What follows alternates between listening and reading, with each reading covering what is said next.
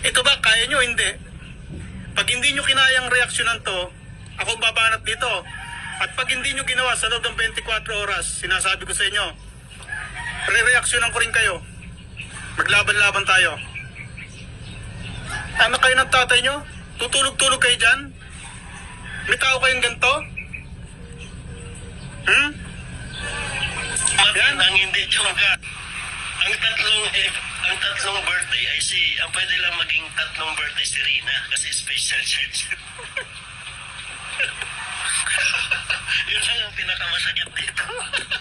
Pag na umaten ang Huwag nyo ito-tolerate yan, ha? Huwag nyo kukusitiin yan, ha? Dahil pag ito kinusinti nyo, nasabi ko sa inyo,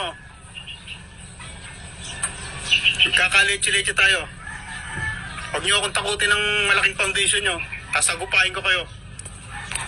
Sabi ko sa inyo, ha? Tutulog-tulog kayo dyan? Ano?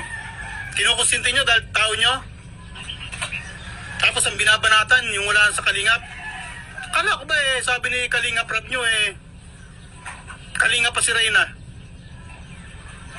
Ano ba talaga? Kalingap pa, hindi na. Kung hindi na, ba't nyo pinapakialaman? At kung Kalingap pa, bakit nyo binabanatan? Bakit nyo pinababayang banatan ng tao nyo? Insultuin.